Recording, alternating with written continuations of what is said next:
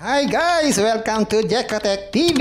Smile ka muna dyan! Okay guys, let's go! Hello guys! Welcome back again to my channel! Hello guys, nagbabalik tayo dito sa Kilimanjaro para po tayo ay mag-update dahil ang ating mga kaibigan ay patuloy tayong mini-message. Ano daw po update dito sa Kilimanjaro? Kaya po tayo mag-update ngayon. Tayo po ay susubok na mag-withdraw para malaman natin kung paying pa rin itong Kilimanjaro. Dahil yan po ang number 1 nilang tinatanong, kung paying pa rin itong Kilimanjaro. Kaya update, ito na po ang update natin. Pero bago tayo mag-start, baka naman di pa kayo friends sa YouTube. Please click the subscribe button and also the bell button para naman ma-notify ko kayo kung may akong bagong video. And also share and like sa mga mahilig sa online. At sa mga nandyan na gusto magsuri, pwede rin naman mag-register, magsuri. Maganda nga yan, marami nagsusuri sa sari-saring application na lumalabas sa ating internet world. Again, dito commercial, dito promotion, dito advertisement, sadya lamang sinusuri natin ang sari-saring platform, application, games na lumalabas minuto sa ating internet port. Kaya, let's go na! So yan, meron po tayo ngayon ditong 180 na account balance na pwede nating withdrawin. Dahil ang minimum withdrawal dito ay 150 hanggang 20K. At ang withdrawal time is 10 AM hanggang 10 PM every day. Pero may bawas itong 5%. So lahat yan, pasok tayo dahil ang oras ngayon ay 10:04 at ang petsa ngayon ay September 16, 2024. So mag-i-withdraw tayo para ma-update tayo pare-pareho. So nalagay ko na dyan yung ating GCash. Kaya sigurado papasok sa GCash natin to kung paying pa ito. So maglagay na tayo ng amount dito. Yan, 180. Huwag natin isama yung 0.5. Click natin Submit Withdraw. Yan, sabi dyan, withdrawals are being processed. Please be patient. So, aantayin natin yan kung matatanggap natin o marireceive natin sa ating GCash. Pag na-receive, dudugtong natin dito para ma-update tayo pare-pareho. Yan po, yung ating withdrawal na ginawa kanina. Processing, 10:04, September 16, 2024. So, aantayin natin talaga yan kung marireceive pa natin o hindi na para meron tayong update. And guys, dumating na yung ating withdraw dito sa Kilimanjaro.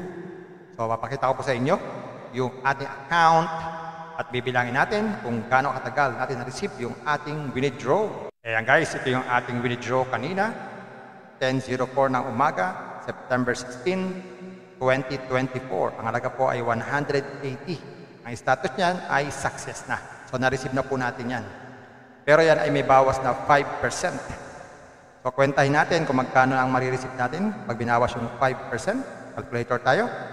So, 180 times 0.05 to 5%. Yan, minus 9. 180 equals, yan. Ang marireceive po natin ay 171 pesos. May na-receive po tayo kanina sa GCash. Pakita ko sa inyo. Ito po yung na-receive natin, 171. So, tama-tama po, no? Ito po yung na-receive natin, 171, galing sa kay Kilimanjaro. Ang na-receive natin ay 10:05 AM, September 16, 2024. Yan po yung ating transaction history. Sa inbox naman po, sa inbox, ganun din, today, 10:05 AM, naka-receive tayo ng 171 pesos. Today din po yan. So, lumalabas, yung na-receive natin ay 171. Ayon sa calculator, dapat yung ma-receive natin ay 171. Pero minidro natin, 180, binawasan ng 5%. Kaya natira na lang po ay 171. So, na-receive natin ng buo yung 171 sa ating GCash. So, lumalabas, paying pa po itong Kilimanjaro. So, Kilimanjaro, paying pa siya. So, na-receive natin, ilang minuto? 10:04 tayo nag-withdraw. Na-receive natin ay 10:05. So, 1 minute. Yan. 1 minute, na-receive po natin yung ating withdraw dito sa Kilimanjaro. So, ibig sabihin, mabilis pang mag-withdraw dito sa Kilimanjaro at paying na paying pa po siya as of 10:05 ng September 16, 2024. So kung meron kayo dyan 150, withdrawin nyo na po. Withdraw ng withdraw. Huwag na pong ipunin. Withdraw ng withdraw. So ayan, meron na po tayong update. Withdrawin nyo na po. Ang withdrawin nyo, meron na tayong update. Paying na paying pa po siya.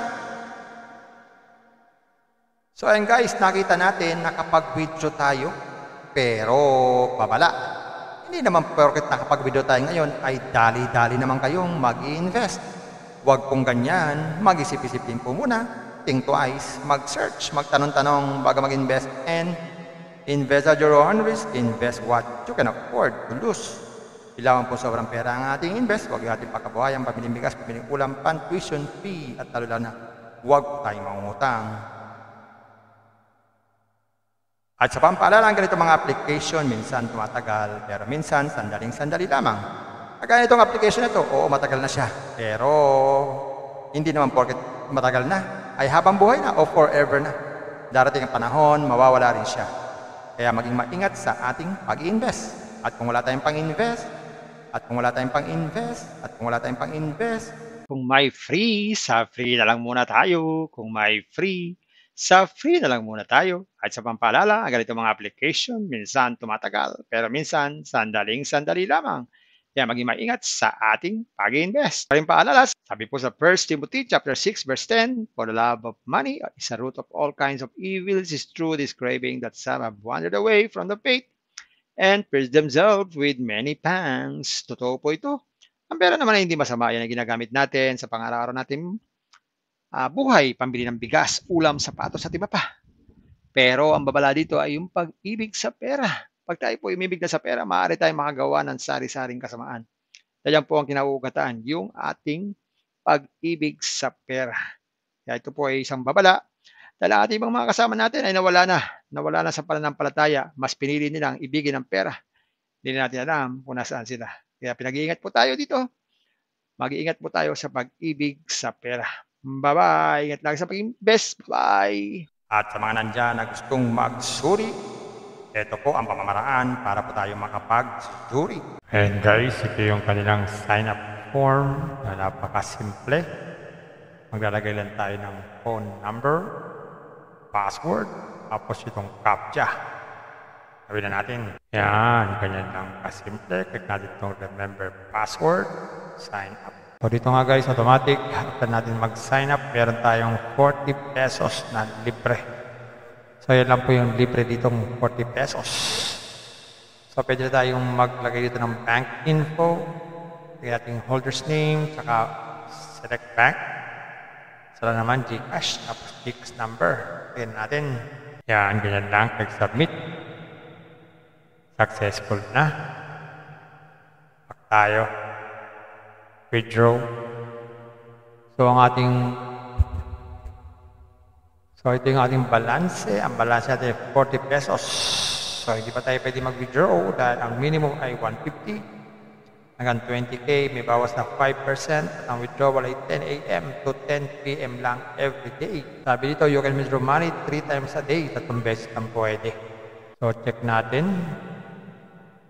So, meron sila dito tinatawag na investment,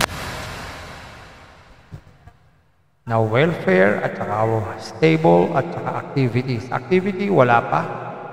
Pero sa stable, meron sila ditong investment, 200 pesos, na meron daw itong income na 90 pesos every day. So lumalabas dito ay 2 days lang. Bawi na ang puhunan. Wow, wow, wow.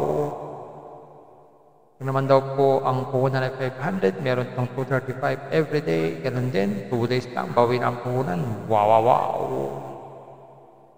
Kung naman daw po 1, 2, meron naman daw po itong 588 every day. Ganun din, 2 days din, bawi ang puhunan. Wow, wow, wow.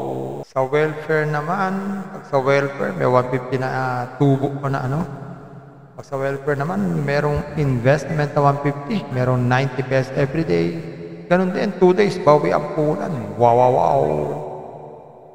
Naman 700, 490 every day, 2 days lang din, bawi ang puhunan. Wow, wow, wow. Pag naman welfare, 1,000, 160 daw every day, bawi rin ng 2 days. Pero dito guys, tandaan natin, yung ganitong mga application, Tandaan natin, hindi tayo makakapag-invest dito sa welfare hanggang wala tayong investment dito sa stable. Palaging partner yan. Kung sa stable meron tayo, hanggang doon lang tayo. Kaya lang sa stable, hindi natin pwedeng withdrawin yan. Kailangan upload pa ng 35 days pag ma-withdraw yan. Pero yung ma-withdraw natin ay yung sa welfare. Ito, ma-withdraw to every day. So, kung meron tayong puna na 150, every day meron tayong 90 pesos sa loob ng 4 na araw. So, kung mapapansin natin, kung meron tayong 150, kung may 150 tayo sa stable, kailangan natin pumuloan ng 200 pesos. So, bali 350 po ang puhunan dyan. Ang gawin lang, click itong invest now. Tapos, pabili po ng GCash. A, tsaka P, kasi invest now. Tayo sa GCash. Next. Yan, mag-transfer ng fund.